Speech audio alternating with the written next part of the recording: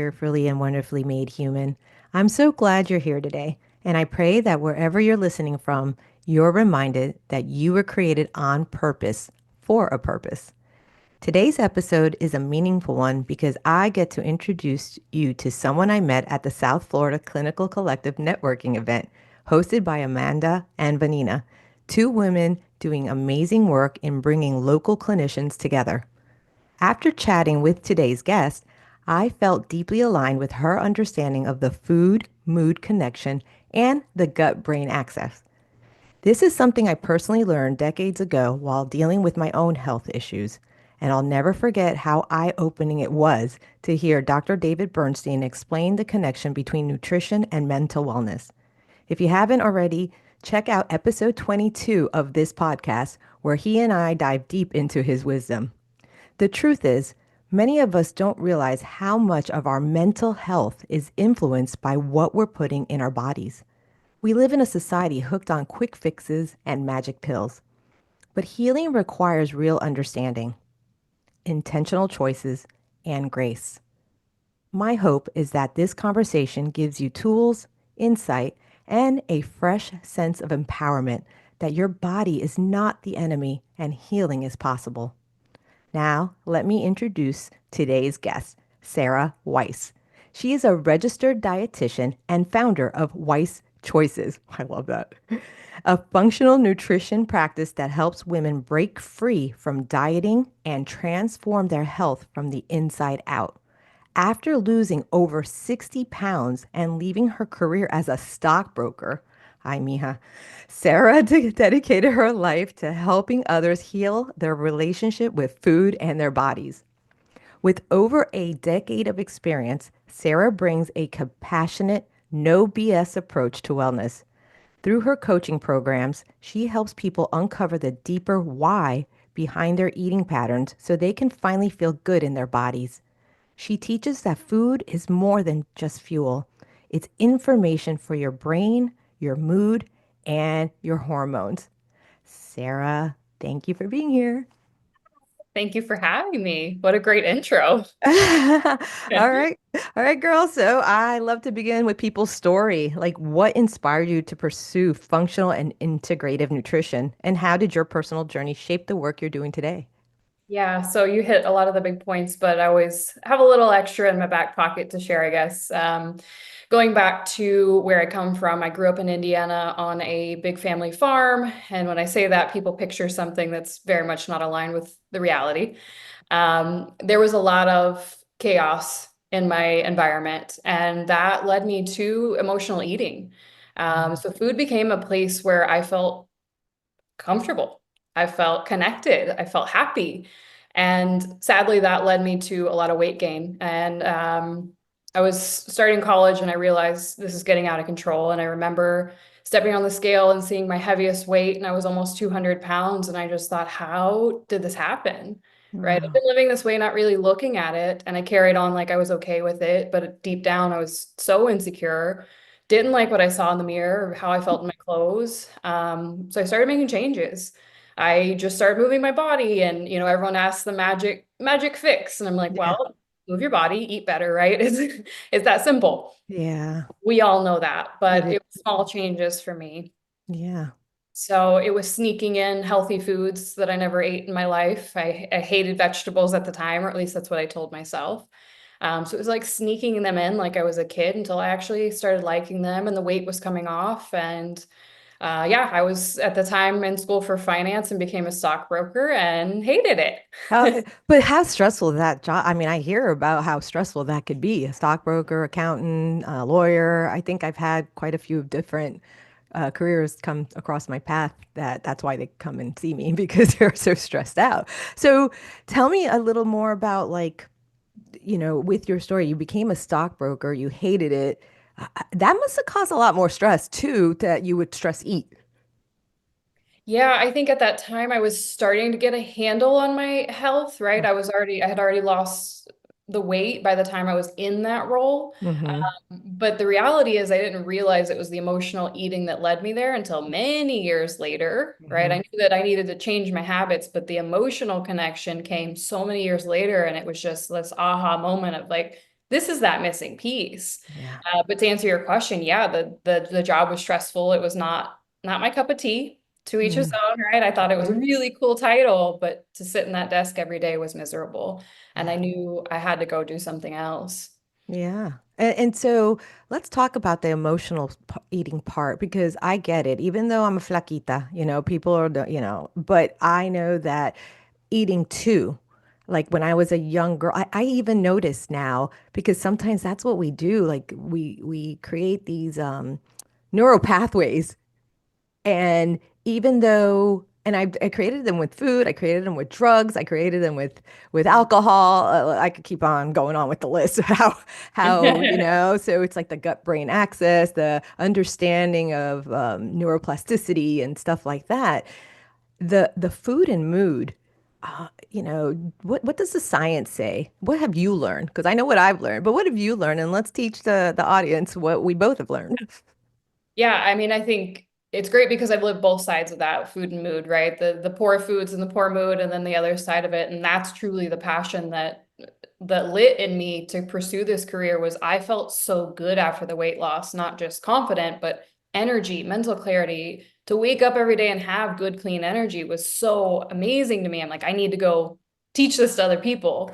So my experience, I have lived both sides, and I think that's really important for me to share with my clients or your listeners, right? Is I do know both sides, but the science is there, right? Yeah, If we know that there are certain nutrients, vitamins and minerals that are needed to create dopamine and serotonin, these feel good hormones, but if we're eating this processed food or food like products really that don't offer those, the body is getting depleted. And how is it supposed to produce happy hormones if those things aren't available to create them? right. Right? So I think that we go into just lacking the nutrients. Then there's the side of inflammation where that inhibits that production as well. And a lot of these junk foods and highly processed foods trigger inflammation.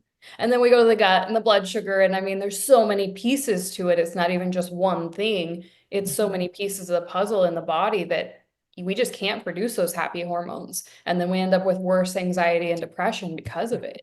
Yeah. And I noticed too, like, people know my mom just passed in February, and I realized that I went into the emotional eating part, and it was just automatic. It was weird, but it's because back in the day when I was sad, it was like a vicious cycle, right? It happens. This is how addiction happens too.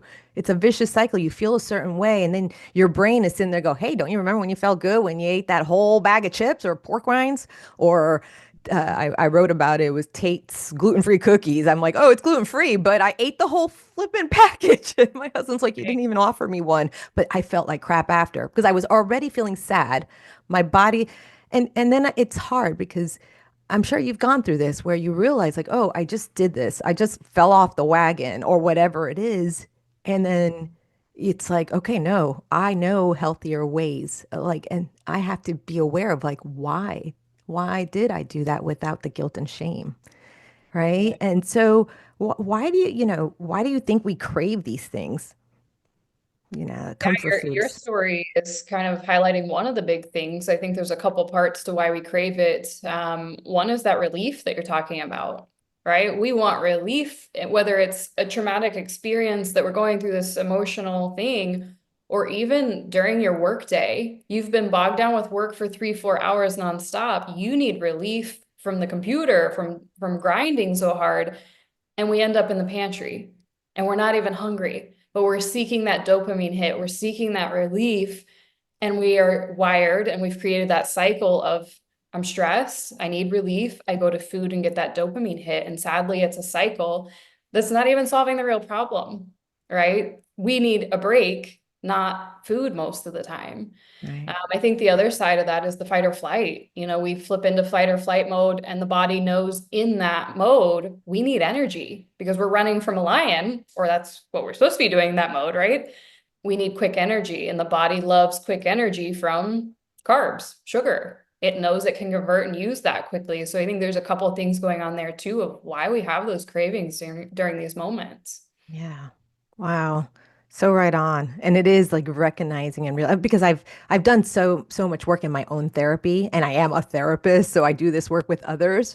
And so it's like recognizing that, like I recognize It was the hurt little girl from back in the day, because I like to practice internal family systems. I'm not totally certified in it, but I've studied it enough where I try and, challenge. I am a cognitive behavioral therapist, so challenging the thoughts. Um, you know, so when someone's dealing with situations like I just mentioned or life, like there's a lot of people that listen that are just wanting to feel better and they really don't know how. They really don't know. They have chronic fatigue, irritability, low mood. How do you approach identifying these root causes from a functional nutrition perspective? Yeah, I'm all about getting to the root cause as much as we can. You have to look at the whole picture. In what I do, people think I'm just looking at what you eat, and that couldn't be further from the truth. If you do start to work with me, I'm going to look at what time you wake up, how you wake up, how rushed are you to get out the door, how do you go to sleep, when are you snacking? I want to know everything. What's going on at work when you crave a snack? Because I think we have to look at those I don't want to say surface things, but more surface things of like, are you eating early in the morning? Or are you waiting until late lunch, right? Those things that we can modify, we have to smooth those out and get those out of the way as possible causes to know how much further down we need to dig. Because if we solidify everything, the foundation that we need, where we quote unquote should feel good, and you're still not, we need to keep digging. Maybe there's a hormonal issue, maybe there's gut imbalance, right? We need to keep digging. So I kind of start from that surface. What's your day look like? And then we go from there. How far do we need to go? We'll go as far as we need to till we figure it out. Yeah. Do you have your clients like journal like 3 days? Because I know when I first like when I would talk to you about Dr. Bernstein, that's a long time ago. But I was like, what? I'm not going to sit there and write 3 days. And I did, and it made a big difference. It's becoming aware because a lot of the stuff is stored in our subconscious, right? We're doing these things and we're running and we live in a society where it's just like go, go, go, go, go, go. And then we're women, hello. So it's even more go, go, go, go, go. And if you have children, then it's even more, you know. And Right. so it is, and we're trying just to find that quickness. And, what do you do? Like if I were to come to you, as and you're my coach and it's all about just this, right? Nutrition and wellness and gut. What would be the first thing you would ask me to do? Yeah, I think you said awareness and I just lit up because I think that's the missing piece so often is we're on autopilot, go, go, go, on autopilot of what we normally do. So I think it's how can I coach you in a way that you almost discover it yourself. It's not me discovering it. You're bringing awareness. So I'll have you walk me through your full day. Tell me how you wake up and what time. I'll have you walk me through the entire day as that starting point so that not only do I understand you better and know how to help you, but you're recalling it and you start to say, oh, wait, I didn't realize I do that. Or you start to see those red flags in your day that might be contributing to the way you feel. Yeah. So it's Wow. really doing a full analysis and bringing that awareness. Yeah. Do you utilize like blood work and stuff like that too? Sometimes, yeah, it going back to like the surface level versus going deeper. If we can address it on the surface and you don't need to go out and spend extra money on labs, great. Um, Mm, a lot of people have had recent labs and they'll send them to me and we just analyze from there. But if we need to go deeper, yeah, sometimes the lab testing is important. yeah. So, I mean, people will talk about food and mood and gut brain axis, and they really don't understand that at all, right? The gut brain axis. Can you describe what that actually means?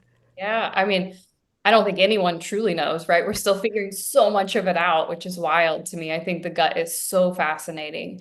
Um, I used to teach a group about the gut in substance abuse. I used to work in substance abuse centers for about 8 or 9 years teaching Wow. nutrition. If you know that population, you know you need to make nutrition kind of fun in there, or they're not Mhm. going to be engaged. So they'd call it my poop group, which I loved. I had a whole chart and everything. So yeah, we Yeah, made let's talk about the chart because I know about the chart and people it. don't. So this will be a great new thing for to teach my Yeah. listeners, right? Are you talking about like a number three, a number four, a five, six? Oh yeah. What was the name of the chart? Bristol Myers stool chart, I think. But to be honest, I Mm. use a cute little cartoony one. Um, Uh-huh. because again, I want to make it fun. We have to be Yes. able to laugh. Everybody poops. We have to look at it. It's Yes. amazing. But I would always start the group by saying, think about these common sayings that we use, like gut instinct or butterflies in my stomach or go with your gut. We don't stop and think about why we say something like that. but it's talking about that connection. The gut and the brain are communicating all day long. We've probably all heard the term vagus nerve. That's that communication channel. That's that highway. But I think what's really fascinating that people don't realize is 90% of your serotonin and about 50% of your dopamine are produced in the gut. So we want these happy feelings and to feel great and deal with life, but our gut is destroyed from the way we're living. Doesn't make sense. So I always say if you have a crappy gut, you're going to have crappy thoughts because it's Mm, not supported. I usually say yeah. it differently, but I'm censoring myself for your podcast. Thank you. Thank you so much. I don't want to put another disclaimer. I just recorded yesterday and I'm like, oh, I gotta say our disclaimer and tell my I editor. heard. So I'm like, oh, okay. Yeah, well, I'm still fascinated by the poop group. That's as far as I'll get with the vulgarity. No, well, honestly though, I'm gonna put that in the show notes. That Bristol, because it's important. Because to me, like, I know it sounds weird and gross and everything, but this is your entire system. This is why I'm the holistic counselor. I actually talk about like how you pooping, how you sleeping, how you do, and then they come to me and they're like, "You're the weirdest therapist I've ever had in my whole entire life," and I'm like, "No, because you're an entire being." A biology, a theology, and a psychology, right? It's like it's all together. And so why can't we respect the whole, all your cells? They want to Yeah. love you. They want to love you. So can you like describe three accessible nutrition habits people can start right now to support their mood, energy, and overall emotional well-being? Whew, just three. Hey, girl, listen, we have another half an hour. So if you want to just list and list and list, I'm all about that because Gonna I give just you 75. No. Yeah, I think like looking at the start of the day, number one is like I kind of mentioned, how are you waking up? Are you rushing out the door for work? Your cortisol is already high in the morning. Now you're scrambling to get out the door. We don't want that. So can we slow it down, carve out an extra 5 or 10 minutes to have a little more gentle morning? On the nutrition part of that, I think we need to front load our day more than most of us are. So many, especially women, we either skip breakfast or we go really light, right? And it's like, oh, less calories, I'm going to lose weight and all this. It's a terrible mindset that we have to change. And that's diet culture that's put that in your head. yes. We need to front load it. Yeah. And also what I've noticed when I was working the school systems and back in the day when I was younger with a lot little kids and everything, we want that easy grab. So we go to the Starbucks through the line and we get that Frappuccino along with that. And it wakes you up and you're like, woo, and then you're feeling like crap by 12 o'clock and 3 o'clock, you're really plummeting. So so yeah, I'm sorry. I just wanted to make sure people understood that. And it's not about guilt or shaming you if you do that. It's just becoming aware and understanding like you want to feel better. So we have to figure out how to do better and give resources out. Yeah, no, I agree. And the Starbucks line is a great example, you know, especially like busy moms, it's just easier. So that's one of the things I try to teach is how can we make it just as easy, if not easier, because we know Hmm. that Starbucks line is long, make it easier to have a good meal to start your day. Let's prep it ahead of time. Let's find a strategy there. But front loading the day with a good breakfast is super important Yeah. uh, for that stability through the day, for good energy levels, mindset, etc. And I also think the way we break our fast with that first meal is also important, right? If we're starting with cereal, and don't get me started on that, Oh, don't get me started. the standard American diet, you think about our average breakfast, it's all starchy, sugary stuff. Hmm. Well, that's the worst thing we need to be doing. That's Yeah. the last thing we should do in the morning. So focusing on good protein, some healthy fats and fiber in the morning to break your fast, Yeah. making it a substantial actual meal, you will see that 10 a.m. snacky feeling kind of Yeah. goes away and your Yep. energy is more stable and your mood's more stable and you can handle life a little bit differently. So I think that's number one. That was probably a long-winded number one. No, not at all. Like, listen, that's the most important. Like we said, that's the most important. You're waking up to break your fast. And at that minute, that moment, and it's not only just, all right, let's take a time to make the breakfast or eat the breakfast. I know we're in a hurry. We have to be at work. Our alarm, we hit it a bunch of times, but that's it. If you can, get your morning. a morning ritual. That's what I tell my clients, right? It's about rituals, about rhythms. Like the morning rhythm for you is what's going to make the rest of your day healthy. And sometimes it's really hard to change your perspective and shift that, right, Sarah? And so can I ask you what you eat for breakfast? I'll tell you what I usually eat for Yeah, yeah. breakfast. So like, Everyone always like, what do you eat? And I'm like, doesn't yeah, matter, you're different. But yeah. I am a crazy person that I can eat eggs every single day and I never get sick of them. Me too. Yeah, Oh my okay, I'm not alone. God. I'm They're not. not. Eggs, bacon, and it has to be the good bacon that, because they lied to us back in the flippin' 80s. I'm older than probably a lot older than you. And so that whole low fat diet, low fat, low fat, low fat, low fat, and then let's not talk about the high fructose corn syrup that they threw in there too. And let's not talk about Monsanto and the glyphosate in 1995. Right, there's so many things out there that her and I probably could really talk about that we've learned in our probably healing and going what, and it's yeah. So okay, so eggs, what else do you have? I like variety. So this morning I had leftover sweet potatoes from dinner. I just reheated those in Yeah, the air fryer. So I love like a little scramble. I have chicken sausages I cut up and put like avocado slices on top. I love yeah, variety, but I'm always focusing on solid protein, some yep. source of fiber in there, the healthy fat generally from avocado and eggs. And I keep Hmm. it that simple. I'm fortunate that I love to cook breakfast. So, and I have that time. I create that time in my schedule. For other people, I teach them, like I said, how to do that ahead of time. But yeah, I'm an egg everyday person. If I don't Me have too. to find a way to get them. Yeah, me too. And if it's not eggs, then I would, yeah, it's the avocado, it's a protein, some kind of protein. It'll be a steak. Like Yeah. seriously, Now we're talking. yeah, like something that's going to fill me up for the day to give me that stability because it is a stable thing. And can I ask you, do you start your day with probiotics? I don't actually. I am bad about sticking to my supplement regimen, to be Okay. honest. I'm completely human like everyone else. Yeah. Depends on the week. Some weeks Yeah. I'm great hitting my supplements right on time. Other Yeah. weeks life gets crazy. Yeah. I have to have compassion with myself. Sometimes that happens. See, and that's beautiful for you to be honest and raw because that's what we need too. Yeah. I mean, there's times where I'm like, boom, boom, boom, boom, boom, boom. And I do it for me, my husband, and my dog, like, Yeah. and then other times, and that's when I tell the clients about that, especially us women, we have seasons every month. Winter, spring, summer, fall, Yeah. right? And usually in my summer season and my spring season, I'm like, oh, supplements are woo. And then Yeah. winter, even though I'm in menopause, winter is still like winter. I'm still a woman that, you know, it's a second puberty, girlfriend. It's like, what the fuck? I'm like, What why do I have all these pimples on my chin? I'm like, are you kidding me?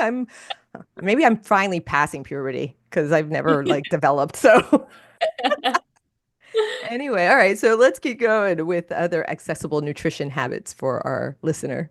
Yeah, I think number two is reconnect with your body's signs. And I know that sounds like a, big ask, maybe, or maybe you think you're already connected, but I think we have to really reconnect with hunger and satiety cues from Mm, the body. Every day is going to look different. You're not always going to be hungry right at 12 o'clock because that's lunchtime, right? We need to really tune in and reconnect with those signals.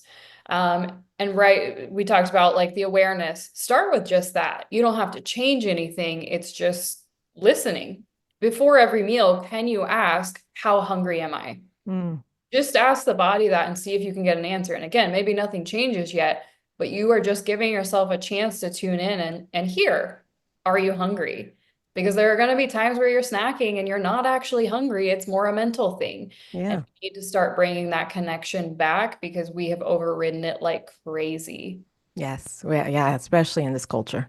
Yeah. Especially because I work with some clients that are from different countries and then they come here and they're here for a year, like 5 years. And then they realize like, man, Americans just don't ever like have a siesta or relax or with the food of like it's the enjoyment of the culture community coming together. It's just like it's all about work here. It's all about work. And I'm like, yeah, it is. And welcome.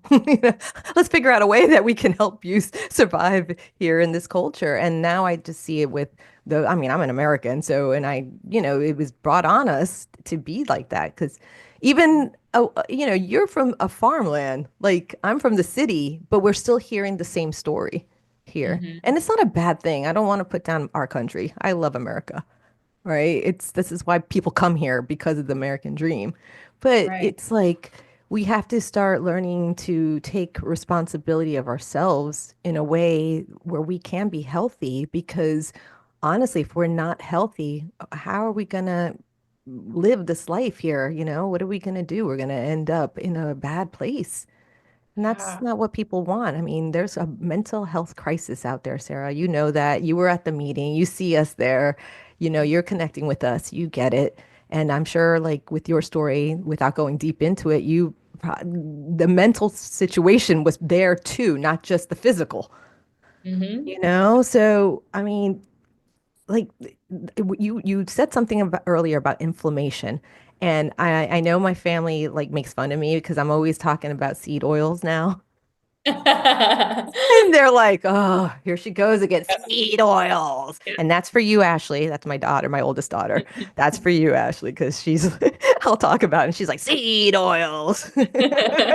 So, can we talk a little bit about that? Because people really don't know, like, what that means. What are you talking about? In my culture, let me tell you, they use a lot of canola oil, vegetable oil. They're taught because of that beautiful little heart um on the bottle that it's good for your heart. My mom used to be like, mija, mira, esto está bueno, es para tu corazón. And I'm like, no, it's not for my heart, mom. Like, I'm learning this is really, really causing really bad things inside our brains and our gut. So can you explain that, the link between inflammation and those emotional symptoms? And Yeah. Yeah, and just to touch on the heart thing, the logo, it's also been put on Cocoa Krispies. Just to throw that out there. So if you think that's a valid label claim, just sit on that for a second. mm. I digress. Yeah, seed oil is a funny one. Everybody is like, which side are you on, right? Well, bringing up canola oil or vegetable oil, think about what vegetable can we squeeze and get oil out of? Doesn't make sense. Mhm. Such a weird concept. So yeah, I do believe these are inflammatory oils and it's in most of our foods. And you go to restaurants and you make a healthy choice, they're using that stuff. So a lot of these kind of hidden foods are triggering inflammation and it produces these cytokines that cross the blood-brain barrier and they start to interfere with that production again of dopamine, serotonin, the normal mechanisms of the body in general. So of course we see a link between depression and anxiety and these inflammatory responses that are happening. And inflammation can come from a lot of things, but looking at the nutrition piece, we need to get rid of so many of these inflammatory ingredients and really focus on introducing more anti-inflammatory foods to combat inflammation in general because it's going to happen. We can't avoid inflammation, right? It's not always a bad thing. Mhm. But we need to have those ingredients in there that can combat it and bring it back down. And most of our diet consists of the opposite. It's all inflammatory ingredients. Yeah. I mean, the sad diet, right? Standard American diet. And also what we were taught in school. I mean, that food Uh, pyramid. Pyramid, not the pyramid. Yeah, well, let's talk about that because yeah, what about that pyramid that you know of that is Yeah, we've been brainwashed with? this is my conspiracy theories lecture. And I won't get crazy or anything, but Don't worry, I wear a tinfoil hat when I hang up. there we go. You're on my side. But if you look at the food guide pyramid, the base of the pyramid is grains, right? It's bread, cereal, rice, pasta, and if you even look at the picture, it's like saltine crackers in there. And this is what we were recommending 6 to 11 servings of a day. Your face says it all, right? What do we eat 6 to 11 servings of a day? This is insane. And to think that that's what we were pushing, and then to look at the correlation in diabetes and obesity skyrocket from the minute that was recommended, what are we doing? And those, you start to follow the path of where this recommendation came from, and it makes a lot more sense that it wasn't based on real nutrition, it was based on some money and crooked relationships. You got it. Sorry to my family farm, if you're listening, but yeah, we're paying the farmers to produce these crops. Of course, we're going to recommend them. It's what we do. Yeah. So I It's think the that, cycle of I mean, like families have to live, right? Families have to and that is a hard part. And also though it is understanding that farmers, these small mom and pop farmers, right? Like they're trying to compete with these humongous farm that are having all the chickens eating their own poops inside a little tiny cage. I mean, it's a very right and it is a sad situation. This is why like you see more and more people now having their own chickens, right? Or understanding. There's a movement I see with the younger people, where they're like, we need to get our own stuff now. Like to me, what I tell people, because I work with a lot of young people. I used to work with adolescents, and I'm like, and the anxiety, especially during COVID, the anxiety or the non-understanding. I'm like, listen, if you're, and this is what my husband taught me, because remember, I'm a city girl. I had no clue until my countryman came in and was like, if you know how to camp and get an animal, kill an animal or something to eat them, you're gonna be fine, D. You're gonna be fine. Because I but it makes sense, right? Like, especially like we live in Florida, hurricane season. People really freak out. They get a whole bunch of microplastic bottled waters. And it's like these things I did not know. I was part of that system of like, oh my gosh, I gotta get and freaking out and I need all this toilet paper. And then the beautiful thing is understanding that pause that we are talking about, Sarah, pausing and understanding and becoming aware like wait, I don't need toilet paper. I mean, other countries don't even have toilet paper. Right. Yeah, Just we go into that panic mode and then we follow the masses and instead of really thinking and being more logical, of what do we yeah, actually need? What do we actually yeah, need to do for ourselves here? right. Yeah. And what can we do? How do we empower ourselves? So that goes back to the whole accessible nutrition. Sorry, see, this is where I go boop boop boop. I got the zoomies like my dog. But I mean, it's not just nutrition habits that you're teaching, Sarah. It is a holistic approach because you're functional and integrative. Um, like what other things can we teach the audience, do you think, that we haven't mentioned yet? I mean, I like the poop thing because people really do not care about that stuff. And I'm like, just be aware. I don't want you to get freaked out, but a 3 and a 4, like that means your gut is doing quite well, Yeah. and you mentioned it earlier. We're each our own like biology. So my breakfast will be different than your breakfast. And it's you trying to really figure out what makes you feel well in a Mhm. healthy manner. Because we got to distinguish those two things. Yeah, and I think that's, kind of why I take the approach I do of, I can say this is what science says. Mhm. Let's try this. But if your body doesn't like it, we need to honor that and modify from there. So Exactly. I'm always going to start with this is what I know about science with nutrition and the body, but I need you to be in tune enough to give me feedback of how your body responded to it. Right. Did you have cravings an hour later? Were you starving? Did you feel bloated? I need you to know those signs from the body, whether it's your poop or your mood, right? All of them are signs that your body is speaking to you with. And I need you to be present enough to see those so that we can re-strategize. Okay, this didn't work for you, even though science says this is a good idea. It's not for your body. Now let's Hmm. try something else. So Yeah. I think the big thing truly is being in tune. And I kind of already mentioned that, but I'm going to hammer it home because your body is your body. It's no one else's. And only you know how it's responding. And if you're That's on autopilot, you're in grind mode, just hustling through the day, you don't hear those signs anymore. You ignore them. And then your body is going to keep asking for things until it has to scream at you and you have to listen. And that's yeah. a dangerous place to be. Right. Because that's when you end up in the hospital. That's when you end up at the doctor's office or in a psychosis crisis. I mean, it's all connected. And Yeah. that's why you have to deal with all parts of you, like you said. Um, you know, like sugar.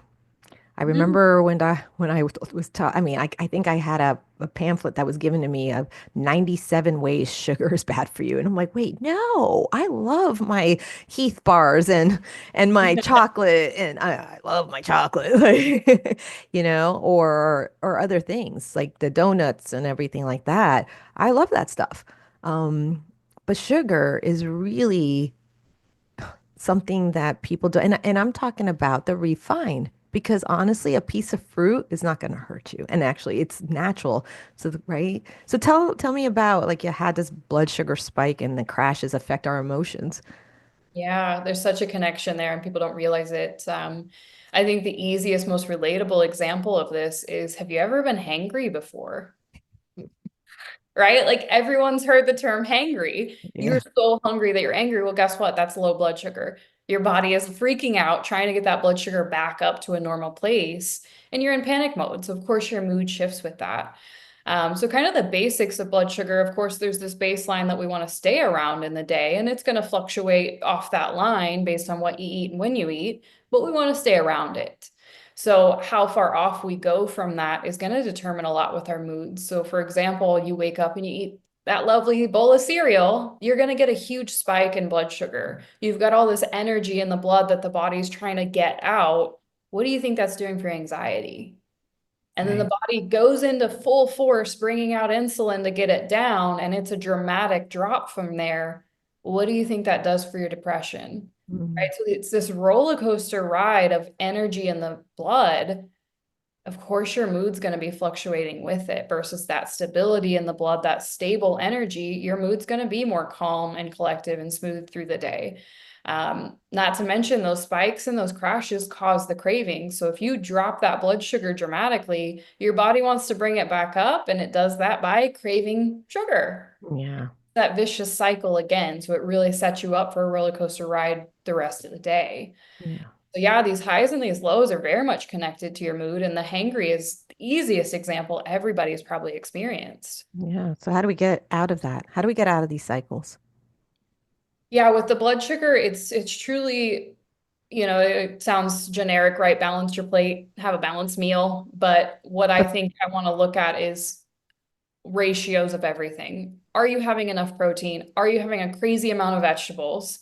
From there, you can leave a little space for some fun, whatever that fun looks like. Maybe it's your chocolate and your sweets, or maybe it's rice and pasta, whatever that is. I'm a big fan of leaving space for some flexibility in there.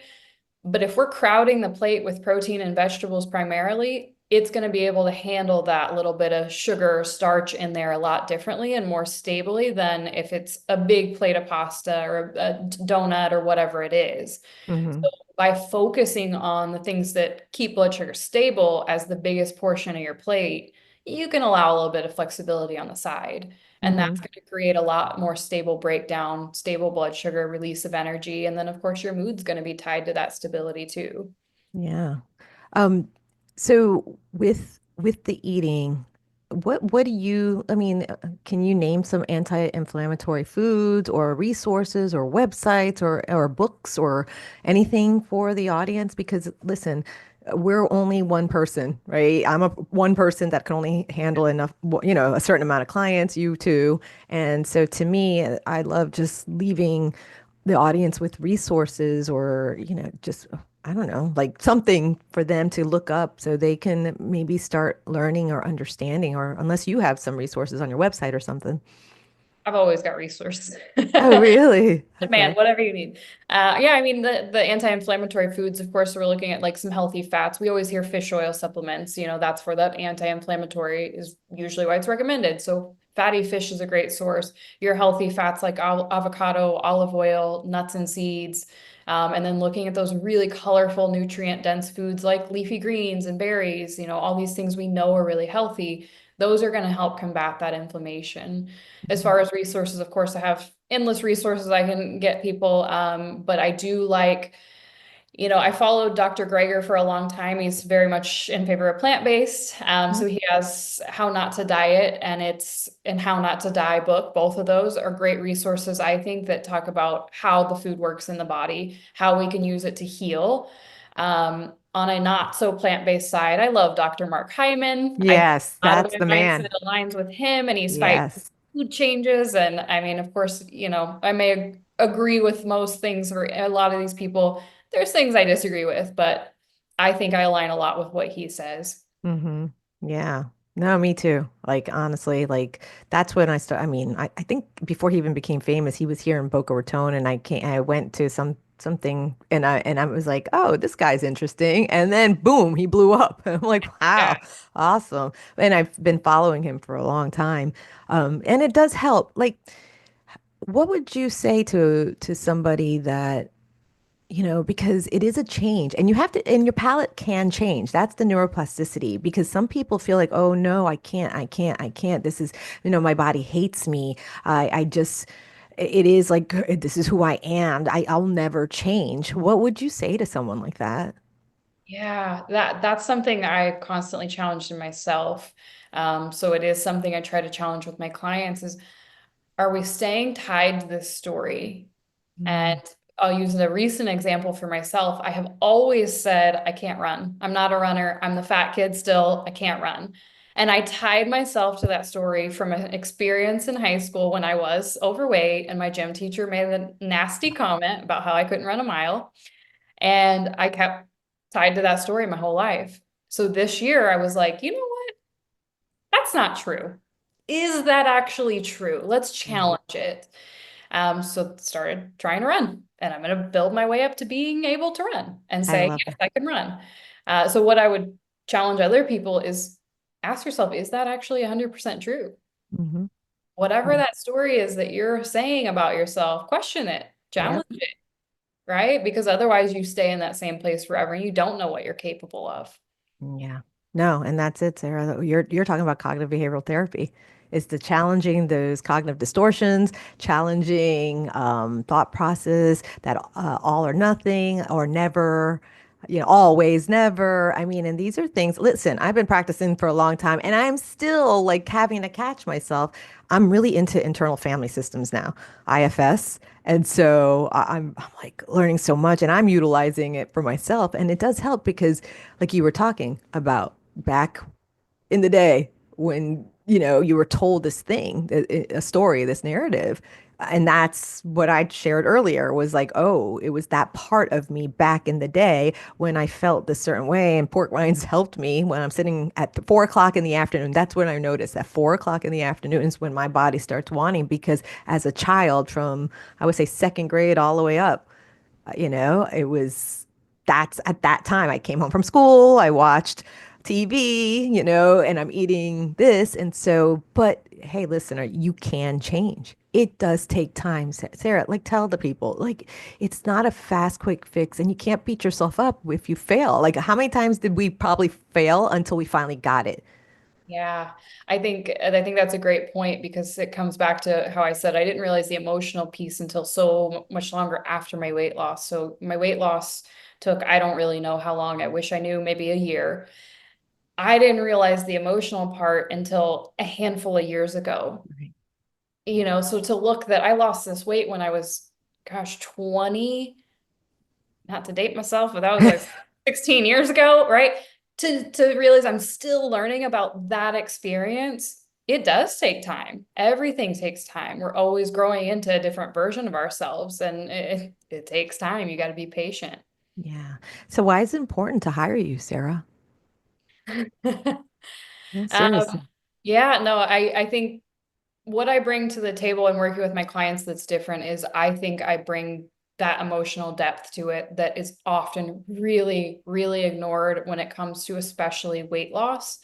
And I do medical nutrition therapy stuff as well, blood sugar and blood pressure and things like that. But of course, I'm specializing in the weight loss because of my experience. So I think what's different is I'm anti counting calories, I'm anti diet. I will really take a stand on that. You're not listening to your body by counting calories. Right. I'm all about getting back in tune with the body and understanding those emotional connections that are so tied.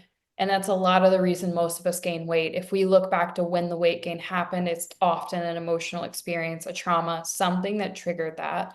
Yeah. So understanding how do we cope with things differently to keep the weight from coming back after we've lost it, to change those thought processes and patterns.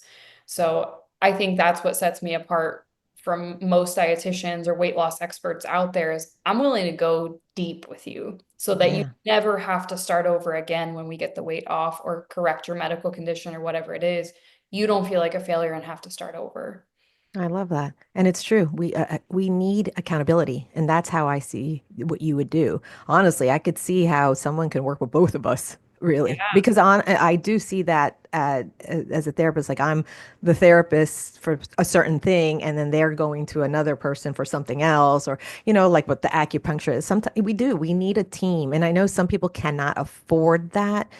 But listen, if you're spending money on Starbucks and things that are hurting you, why not save it up to do something that's going to help you, right? So how can someone find you? And do you work with people around the world, or is it just how's that work with you?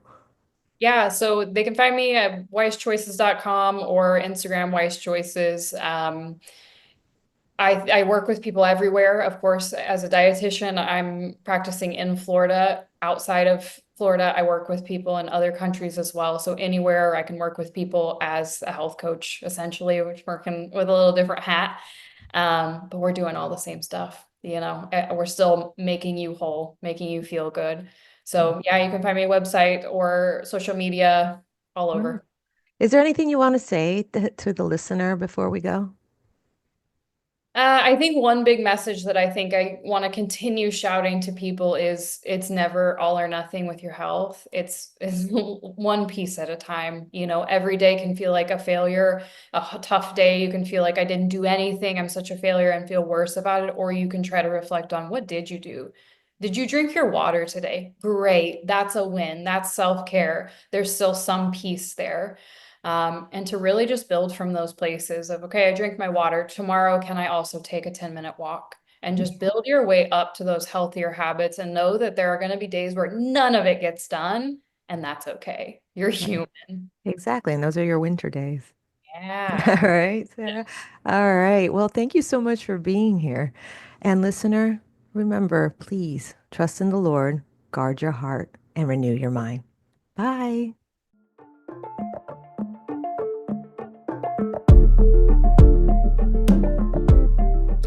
And now for the disclaimer to make sure you understand that you are responsible for you.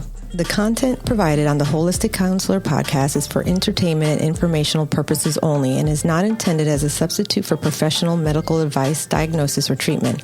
Always seek the advice of your physician or other qualified mental health provider with any questions you may have regarding a medical or mental condition. Never disregard professional medical advice or delay seeking it because of something you have heard on this podcast. The views expressed on this podcast are my personal opinions and do not represent the views of any professional organizations with which I am affiliated. Call your doctor, 911, or 988 immediately if you have a medical emergency.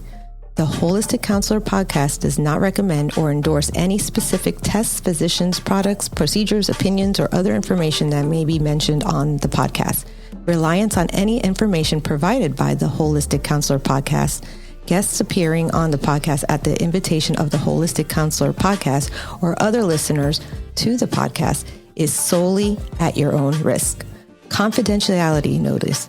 If you engage with the Holistic Counselor podcast by commenting or posting and are a client, please be aware that you may be revealing information that could compromise your confidentiality. Please remember that disclosing your identity or personal details can be linked to your clinical material. As a therapist, I am bound by confidentiality and will not respond to any disclosures of this type on this podcast.